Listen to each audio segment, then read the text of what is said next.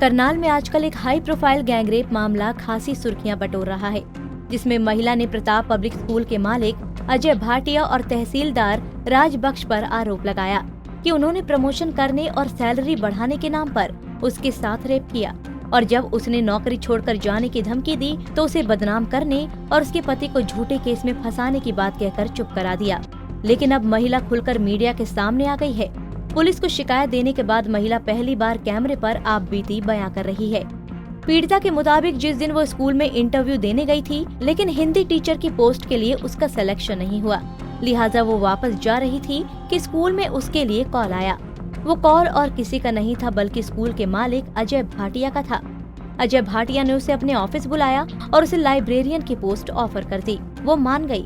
इसके बाद संडे के दिन जब पूरे स्कूल में कुछ स्टाफ और लाइब्रेरी की वो टीचर मौजूद थी, तो उसे अजय भाटिया ने अपनी कोठी पर बुलाया और उसके साथ रेप किया।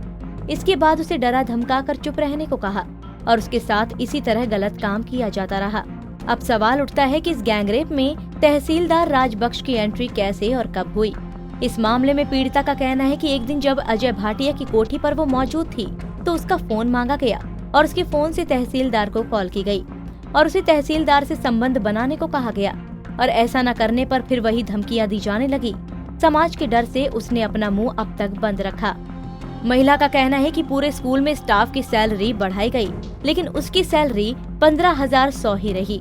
वो चाहती है कि इस बात की जांच हो कि सिर्फ उसकी ही सैलरी क्यों नहीं बढ़ी।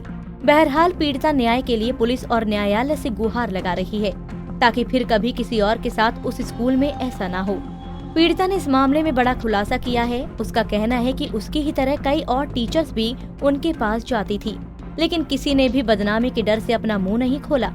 उधर इस मामले में पुलिस ने पीड़िता की शिकायत पर अजय भाटिया और तहसीलदार समेत 3 लोगों पर केस दर्ज कर SIT का गठन कर दिया, जो इस केस की जांच करेगी। तो वहीं स्कूल प्रशासन की तरफ से भी पीड़िता पर ब्लैकमेल करने को लेकर शिकायत दर्ज कराई गई, जिसके लिए अलग से SIT गठित की गई। इसमें SIT गठित की गई है और शीघ्र ही सारी सच्चाई इसमें क्लियर हो जाएगी।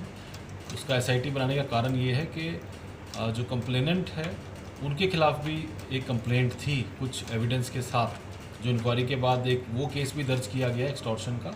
तो दोनों मामलों में अलग अलग SIT बनाई गई है और जल्द ही इसमें इन्वेस्टिगेशन कंप्लीट करके इस केस को लॉजिकल एंड तक लेके जाया जाए। फिलहाल कोई गिरफ्तारी किसके नाम? इससे ज़्यादा अभी मैं, क्योंकि अभी मैटर अंडर इन्वेस्टिगेशन है, अभी से ज़्यादा हम और कुछ डिस्क्लोज नहीं कर सकते। तो किसके नाम FIR दर्ज है? देखिए, अभी मैंने बताया मामला अभी अंडर इन्वेस्टिगेशन है, उसके बाद आपको सारी स्थिति क्लियर हो जाएगी। बहरहाल मामले में पुलिस ज्यादा जानकारी देने से बचती नजर आई, लेकिन ये भरोसा भी दिलाती दिखी कि किसी के साथ भी नाइंसाफी नहीं होगी। उधर आरोपी तहसीलदार ने तो पीड़िता को पहचानने तक से इनकार कर दिया। उसका कहना है कि उसका नाम एक साजिश के तहत लिया जा रहा है। फिलहाल इस मामले में अब सबकी निगाहें SIT पर टिकी हैं। देखना होगा कि जांच में क्या खुलासे होते हैं। करनाल से KC आर्य, पंजाब केसरी TV।